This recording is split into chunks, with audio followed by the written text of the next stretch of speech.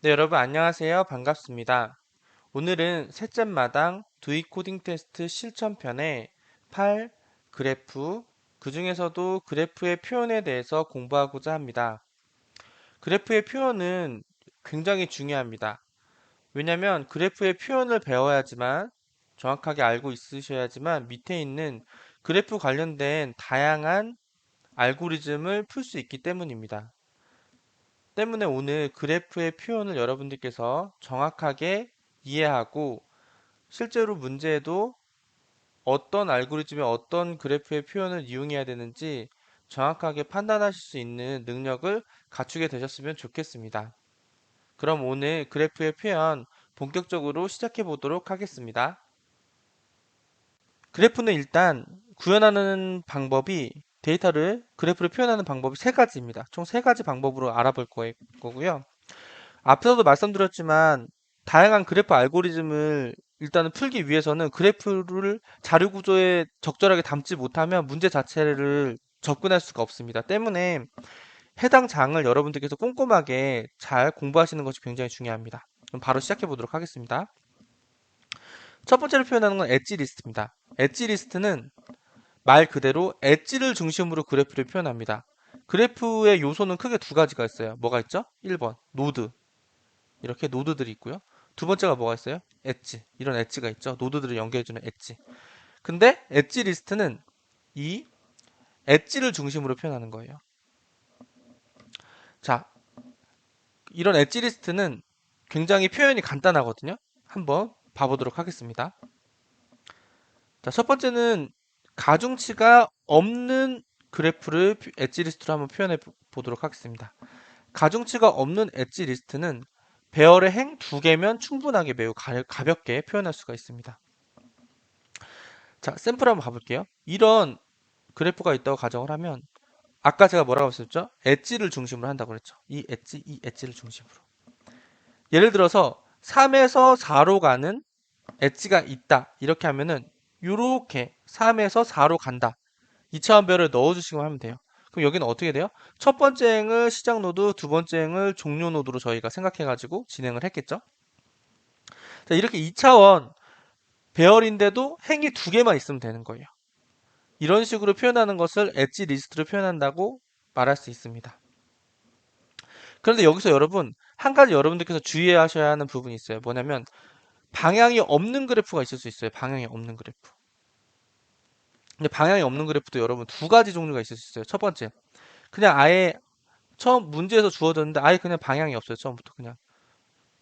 이렇게 방향이 없어요. 아예 방향이 없는 경우. 이런 경우 어떻게 하면 돼요, 여러분? 그냥 데이터에 2차원 만들어 놓고 1에서 2, 1에서 3 이런 식으로 엣지를 만드는데 여기를 그냥 시작 노드로 두지 않으시면 되는 거예요. 이렇게 놓지 말고 얘는 방향이 없잖아요. 그럼 얘를 꺼냈을 때 이 방향이 없으니까 이렇게도 검색을 해보고 이렇게도 검색 아이고 죄송합니다. 이렇게도 데이터를 다루는 거예요. 코딩에서. 자료 구조에는 일단 이렇게 담아놓고 뒤에 코드를 푸는 코딩에서 이렇게 꺼내서 양쪽으로 다루게 할 수 있는 방법이 있고요. 아니면 이게 귀찮다. 그러면 그냥 이렇게 똑같이 표현을 하시되 넣을 때 SE가 있다고 그냥 세팅을 해놓으면 넣을 때 이렇게 데이터가 하나 들어와도 1, 2, 2, 1 이렇게 넣는 겁니다. 이렇게 넣으면 문제가 없겠죠? 근데 아마 이렇게 하는 게 더 편하실 확률이 높아요. 왜냐면은 이렇게 데이터가 들어오는 경우도 있지만 이런 경우도 있습니다. 그래프가 뭐 예를 들어서 이쪽에다 해볼게요. 그래프가 뭐 이렇게 방향이 있어. 실제로 방향이 있는데요. 방향이 있는데 하나만 뭐 이렇게 양쪽으로 가는 방향이 있다던가 이런 거 표현할 때도 어차피 이렇게 써야 되기 때문에 그냥 이런 방식으로 방향이 없는 그래프는 여기 샘플 해놓은 것처럼 두 개를 그냥 넣는 게 더 편하실 수 있을 것 같습니다. 자, 여기까지가 가중치가 없는 그래프의 표현이었고요. 가중치가 있는 거, 엣지리스트 가중치가 있어도 굉장히 간단합니다. 가중치가 있으면 어떻게 돼요? 행을 그냥 3개로만 늘려주시면 돼요. 기존에 있었던 S2에 V만 더 추가해 주시면 됩니다. 그럼 어떻게 돼요? 이거 한번 표현해보면 여기서 어떻게 표현했어요? 이렇게 3, 4, 13 이런 식으로 표현을 했죠. 자, 실질적으로 여러분 코딩 테스트에서 데이터 인풋이 주어질 때 대부분 그 100%는 아니지만 대부분 그래프 인풋은 시작, 종료, 가중치 이런 식으로 주어집니다. 이런 식으로 그냥 쭉 이렇게 나오게 돼 있어요. 때문에 이거를 그냥 그대로 여기다 넣으시면 되기 때문에 굉장히 엣지 리스트를 표현하는 거는 쉽습니다.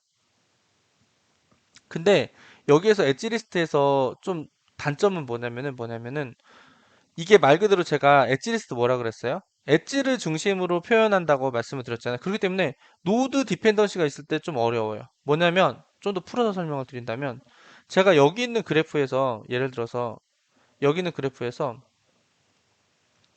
어 2번에서 출발하는 어떤 엣지 2번 노드에서 출발하는 엣지를 검색하고 싶어요. 알고 싶어요 하면 여러분 어떻게 되냐면은 여기는 엣지를 뭐 소팅을 해가지고 소팅을 한다고 가정을 해볼게요. 뭐 얘를 기준으로 소팅하기도 어렵거니와 일단 여기 있는 거를 대부분 다 탐색을 해줘야 돼요. 여기를 다 밑으로 탐색을 해가지고 여기 있는 첫 번째 있는 값이 2인지 아닌지를 확인을 해야 돼요. 그럼 어떻게 돼요? 시간 복잡도 굉장히 많이 잡아먹겠죠. 때문에 노드 중심으로 도는 알고리즘의 얘를 사용하면 안 돼요. 그럼 얘를 사용할 수 있는 애들은 뭐냐면 뒤에서 배우겠지만 벨만 포드나 크루스칼 정도 사용할 수 있습니다. 왜 얘들을 사용할 수 있냐면 얘네는 노드 디펜던시 하지 않아요. 엣지 기준으로 알고리즘이 돌거든요. 그래서 엣지 기준으로 알고리즘을 돌 때는 엣지 리스트로 그래프를 표현해주면 좋습니다, 여러분. 자, 여기까지 엣지 리스트 관련된 얘기였고요. 그럼 두 번째는 뭘로 하냐? 인접 행렬로 할 수가 있어요. 인접 행렬은 2차원 배열의 자료 구조를 이용해서 그래프를 표현해요. 근데 만약에 노드가 5개짜리가 있다. 그러면 5바이오 행렬로 표현하는 거예요. 그럼 노드가 n개 있으면 어떻게 돼요?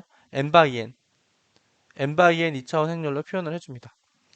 이것도 굉장히 간단합니다. 얘가 엣지 리스트랑의 차이는 뭐냐면은 인접 행렬은 인덱스를 이용해 가지고 이 인덱스를 이용해서 시작 노드랑 도착 노드를 표현을 해요. 예를 들어보겠어요. 그래프로 예를 한번 들어볼게요. 예를 들어서 3에서 3에서 4로 가는 엣지가 있다. 그럼 어떻게 되는 거예요? 출발 노드의 3에서 종료 노드 4로 가는 여기 겹쳐지는 이 부분에 엣지가 있다. 이렇게 표현해 주시면 돼요, 여러분. 굉장히 간단하죠. 하나 더 해볼게요. 예를 들어서 1에서 2로 가는 게 있다 하면 어떻게 돼요? 출발 1, 종료 2, 있다. 이렇게 여러분 표현해 주시면 됩니다. 자, 여러분 여기까지 이해되셨죠? 그럼 여러분 만약에 이거는 가중치가 없기 때문에 여기 위에도 써놨지만 1을 그냥 저장하는 게 가중치가 없기 때문이에요. 뭐 예를 들어서 여러분 근데 뭐 보통은 뭐 극단적으로 한다고 치면은 그냥 뭐 불리언형으로 선언을 해서 트루펄스로 할 수도 있겠지만 그냥 코딩할 때는 뭐 1, 0 해서 1이 있고 0이 없다 뭐 이런 식으로 많이 표현을 하잖아요. 그렇기 때문에 여기에 제가 1을 쓴 거는 그냥 있다 정도의 표현이라고 보시면 됩니다. 그럼 여러분 감이 오시죠? 그럼 가중치가 있는 건 어떻게 할까요? 가중치가 있는 거. 기존에 있다 없다로 표현했던 곳에 가중치만 넣어주시면 됩니다. 이렇게. 기존에 있다 없다 표현하셨던 1로 넣어줬던 곳에 이렇게 가중치만 넣어주시면 돼요. 한번 샘플 봐볼까요? 3에서 4로 가는데 13의 가중치가 있어요. 그럼 어떻게 될까요? 3에서 4로 갈 때 13의 가중치가 있어요. 이렇게 기존에 있다 없다로 표현했던 부분을 가중치를 넣어주면 됩니다. 굉장히 간단하죠. 자, 이거는 구현도 쉽고 간단해요. 근데 얘를 많이 못 쓰고 얘를 좀 풀 수 있는 문제를 잘 판단을 해야 됩니다. 왜 그러냐? 첫 번째, 노드에 관련된 엣지를 탐색하려면 n번 접근해서 시간 복잡도가 좋진 않아요. 근데 왜 이게 여기는 공간 효율성도 좋지 않은데 시간 복잡도가 왜 안 좋냐고 말씀을 드리냐면은 엣지 리스트보다는 안 돼. 왜냐면은 이게 n번을 왜 접근해야 되냐면 예를 들어서 제가 2번 노드에서 똑같이 뭐 출발하는 엣지를 구한다고 탐색하고 싶어요 라고 했을 때 인접 행렬을 쓰면 어떻게 돼요 저희는? 일단 여기까지는 들어갈 수 있어요. A, E 이렇게 배열은 직접 접근이 가능하니까. 하지만 여기서부터 요 뒤에 있는 요 N 있잖아요. 여기 뭐 출발이 됐어 여기는 1부터 했으니까 1부터 N까지의 요 영역 실제로 자료 구조에서 봤을 때 요 영역을 다 한 번씩 탐색을 돌아야 돼요. 탐색을 돌아서 예를 들어서 1을 봤는데요. 얘 0이에요. 그럼 얘는 엣지가 아니네요. 얘는 엣지가 없나 봐요. 2에서 1로 가는 엣지는 없나 봐요. 또 2에서 2로 가는 것도 0이 없나 봐요. 하다가 여기 도착하면 어떻게 돼요? A, 2, 또 A, 2, 3도 했겠죠. 근데 얘도 0이어서 안 되겠죠. 엣지가 없다고 판단했겠죠. 안 되는 게 아니라 엣지가 없다고. 2, 4는 뭐예요? 4가 있네요. 그러면 2에서 4로 가는, 2에서 4로 가는 가중치 4짜리 엣지가 있나 봐요. 라고 알 수 있잖아요. 그 다음 것도 탐색을 하면서 2에서 5로 가는 15짜리 가중치를 갖는 엣지가 있나 봐요. 이렇게 판단하게 돼요. 근데 여러분, 제가 2번 노드에서 출발하는 엣지를 찾기 위해서 얼만큼 탐색을 했어요? n번만큼 탐색을 하게 돼요. 이게 실제 코딩 테스트 시간 복잡도가 많이 걸리는 이유예요.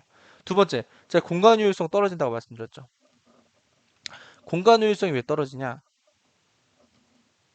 앞에서도 제가 잠깐 언급을 드렸는데 n짜리 n 노드가 n개인데 인접행렬을 표현하려면 어떻게 돼요? n by n짜리를 표현해 그 2차원 배열을 만들어야 된다고 말씀드렸잖아요. 근데 이 n이 실제로 코딩 테스트에서는 되게 다양해요. 막 3만 이렇게 나올 수도 있어요. 10만도 나올 수 있어요. 그럼 이런 거 이거 자바에서 10만 바이 10만 배열 선언하면 바로 에러가 나죠. 때문에 얘가 근데 실제로 구현도 편하고 얘를 써야 되는 문제도 있어요. 노드가 굉장히 작을 때, 뭐 노드가 100개, 뭐 노드가 30개, 200개 막 이럴 때. 근데 그럴 때 얘를 써야겠다 안 써야겠다 잘 판단하는 게 중요해요. 그래서 여기 제가 써놓은 게 인접 행렬은 노드의 개수에 따라 사용 여부를 정확하게 판단하는 능력이 필요합니다, 여러분. 대망의 인접 리스트 설명해 볼게요. 인접 리스트 제가 마지막에 설명드리는 이유가 뭘까요? 인접 리스트. 왜냐하면 제일 중요하기 때문입니다. 인접 행렬로 풀리는 문제는 다 인접 리스트로 풀리고 실제로 그래프 알고리즘에서는 엣지 중심으로 도는 알고리즘보다 노드 중심으로 도는 알고리즘이 많습니다. 그럼 어떻게 돼요? 인접 리스트를 사용하는 경우가 제일 많습니다. 실제로 여기도 제가 써놨지만 여기 아래쪽에 제가 한번 써놨을 거예요. 인접 리스트를 통해서 푸는 문제가 제일 많아요. 그럼 먼저 인접 리스트를 가중치 없는 그래프로 표현해 보겠습니다. 가중치가 없는 그래프를 표현한 것은 현재 경우 만약에 당연히 그래프 표현하면 대부분 인티저형이겠죠. 인티저형이면은 이렇게 어레이 리스트의 배열로 선언해요. 여러분 여기 배열로 선언하는 거 되게 중요합니다. 그리고 이 가운데는 인티저형이 들어가는 거고요. 이 가운데 인티저형이 들어가는 거고. 이건 가중치가 없을 때요, 여러분. 근데 실제로 그 인접 리스트는 이 부분이 굉장히 중요하거든요. 여기에 주목해 주세요. 이거 가중치가 없을 때. 가중치 없을 때. 그리고 그 다음 중요한 게 여기 배열로 선언한다. 다른 게 아니라 배열 형태로 선언한다. 자, 이제 밑에 제가 좀 더 자세하게 표현했으니까 표현한 걸 한번 보고 말씀을 드려볼게요. 자, 보시면 어레이 리스트 인티저의 배열로 선언했어요. 그러면 어떻게 돼요? 여기 있는 여기 있는 요 배열의 요 하나 자체가 하나하나가 다 어레이 리스트인 거예요. 이게 핵심이에요. 근데 저희가 1장에서 배열과 리스트 할 때 어레이 리스트, 얘는 리스트 자료 구조죠. 리스트 자료 구조는 배열과 차이점이 뭐라고 했어요? 가변적이다. 가변적인 게 굉장히 여기서는 유용하게 사용이 됩니다. 왜냐면 1번 노드에서 나가는 엣지 리스트의 개수랑 뭐 5번 노드에서 나가는 엣지 리스트의 개수랑 항상 일정하지 않아요. 1번에서 나가는 엣지 리스트의 개수가 뭐 30개고 5번에서 나가는 엣지 리스트 개수가 7개 막 이렇게 될 수 있잖아요. 그렇기 때문에 요 뒤에 붙는 얘네들의 데이터가 항상 일정하지 않습니다. 때문에 어레이 리스트로 저희가 선언해서 풀어주는 거예요. 자, 그럼 샘플 한번 봐볼게요. 만약에 3에서 4로 가는 가중치가 없는 애가 있다. 그러면 실제 코딩에서 어떻게 저희가 풀까요? 어떻게 넣어줄 수 있을까요? 굉장히 간단하죠. 얘가 잘 똑바로 선언이 돼 있고 뉴도 잘 해가지고 객체가 잘 생성돼 있다고 가정을 하면 그리고 저는 얘를 A라는 변수명으로 썼다고 가정을 해볼게요. 객체명으로. 그러면 어떻게 돼요? A 3 여기 제가 어레이 리스트 배열로 선언했잖아요. 또 여기선 배열의 장점이 나오죠. 배열의 장점은 뭐예요? 인덱스를 통해서 직접 접근이 가능하다. 직접 접근 가능. 바로 일단 3까지 놨어요. 그 다음에 나는 뭘 넣고 싶어요? 4번 노드가 얘에 들어가게 하고 싶어요. 그럼 어떻게 돼요? 그냥 add 4 이렇게 해주면 데이터를 넣는 게 되겠죠. 자, 여러분 여기까지 이해되셨나요? 자, 그 다음 그러면은 그 다음도 중요해요. 요 밑에는 제가 지금까지 설명드린 거 풀어서 써놓은 내용이니까 넘어갈게요. 이 부분 제일 중요합니다. 왜냐하면 실제로 코딩 테스트에서 가중치 없는 경우 거의 없습니다. 무조건 가중치 있을 수밖에 없어요. 100%는 아니지만 한 90%? 90% 이상 가중치가 무조건 있습니다. 가중치가 있는 그래프를 표현한다. 근데 여기서 가중치가 있었을 때 위에랑 비교했을 때 뭐가 바뀌는지 제가 설명해 드릴게요. 위에랑 했을 때 딱 바뀌는 부분이 이거예요. 여기에 있는 애, 얘가 인티저로 선언하느냐, 얘는 어떻게 돼요? 노드라는 게 뭐죠? 바로 뭐냐면 노드라는 거는 제가 만든 거예요. 여러분이 만드셔야 될 객체가 되는 겁니다. 클래스가 되는 거예요. 가중치가 있으면 클래스를 넣어줘야 돼요. 가중치가 있을 때는 클래스로 여기에 넣어줘야 된다는 게 제일 중요합니다. 얘 클래스로 어떻게 되어 있을까요? 대충 뭐 제목이 이름이 노드니까 노드 되어 있고 이 안에 대충 어떻게 될 거냐면은 인트 종료 종료하는 노드 그리고 인트 가중치 이렇게 두 개의 변수를 갖고 있을 거예요. 그래서 이렇게 넣어주는 게 굉장히 중요합니다. 여기 형태가 클래스라는 게 굉장히 중요해요. 그럼 여기서 제가 또 썸플로 한번 해볼게요. 3에서 4로 가는 10점짜리 가중치가 있는 애를 인점 리스트로 한번 제가 표현을 해볼게요. 어떻게 될까요? 얘가 객체가 잘 선언되어 있고 뉴도 잘 했다는 가정하에 얘 제가 이름을 또 다시 그냥 A로 놔볼게요. 그럼 얘를 표현하려면 얘를 자료 구조에 넣어주면 어떻게 되냐면은 A 3 여기도 중요한 게 뭐죠, 여러분? 이 3이 뜻하는 게 뭐예요? 시작 노드를 뜻합니다. 시작 노드. 시작 노드를 뜻합니다. 인덱스를 통해서 시작 노드를 표현해줘요.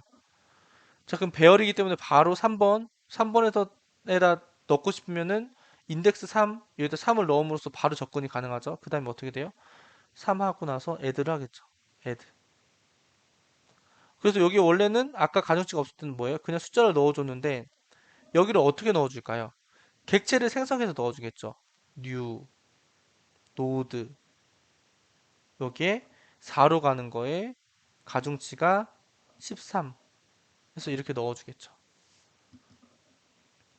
이 부분 중요하죠. new node에서 new node에서 생성자 4,4하고 3을 넣어주겠죠. 그럼 어떻게 돼요? 사실 여기에는 여기 new node를 하려면 뭐예요? 여기에 노드 생성자 여기 생성자 선언해주겠죠. 생성자 구현해주겠죠. 당연히 이렇게 들어갈 수 있게끔 생성자 해주시겠죠. 그래서 a3.add 하고 생성자 해가지고 넣어주면은 이 데이터가 잘 들어가게 되어 있어요. 자, 이 부분이 제일 중요합니다, 여러분. 근데 살짝 복잡하다고 생각할 수 있어요. 하지만 해보면 그렇게 어렵지 않아요. 근데 그럼에도 불구하고 살짝 복잡한데 얘를 굳이 왜 쓸까? 라고 생각하실 수 있어요. 자, 그 부분 제가 한번 설명드려 볼게요. 얘를 왜 쓰느냐? 1번. 구현은 복잡한 편 맞아요. 그건 인정. 하지만 엣- 노드와 연결되는 엣지를 탐색하는 시간이 매우 뛰어나요. 왜 그러죠, 여러분? 우리는 시작 노드를 어떻게 했어요? 시작 노드를 이렇게 배열의 형태로 선언해 줬어요. 그럼 예를 들어서 나 3번 또 2번 똑같이 볼게요. 2번 엣지에서 시작하는 배열 알고 싶어야 하면 어떻게 돼요? A, E. 여기에서 뒤에 붙는 얘네들만 검색을 해주면 되죠. 얘네들만 검색을 해주면 돼요. 리스트로. 이건 나중에 문제풀이 할 때 실제로 코딩으로 보여드릴게요. 근데 여기서 중요한 건 뭐예요? 위에 있는 인접 행렬이랑 다른 점은 뭐예요? 인접 행렬은 다시 위로 좀 올라가 볼게요. 인접 행렬은 뭐예요? 요만큼의 빈 공간이 있잖아요. 쓸데없는 공간. 근데 우리는 여기를 탐색하게 되잖아요. 이 쓸데없는 공간을. 나 탐색하기 싫은데. 근데 어쩔 수 없이 탐색을 해야 되잖아요. 그쵸? 이 부분. 이 부분이 참 골칫거리예요. 시간 복잡도도 걸리게 하고 공간 효율성도 떨어지게 하고. 하지만 엣지 인접 리스트를 표현했을 때는 어떻게 돼요, 여러분? 빈 공간이 전혀 없이 꽉 차게 나옵니다. 여기에 이 리스트에 연결돼 있다는 거는 무조건 2번 엣지에서 시작한다는 거예요. 이게 중요해요. 그렇기 때문에 시간 복잡도가 굉장히 뛰어나요. 그리고 빈 공간이 없죠. 빈 공간이 없기 때문에 메모리 초과도 발생하지가 않아요. 이러한 여기 보면 빈 공간이 없기 때문에 여기 메모리 초과도 발생하지 않습니다. 이러한 장점 때문에 여러분 실제 코딩 테스트는 인젝 리스트를 이용한 구현을 제일 선호합니다. 자, 여러분 여기까지 잘 이해되셨나요? 자, 그럼 여러분 오늘도 정말 고생 많으셨고 수고하셨습니다. 감사합니다.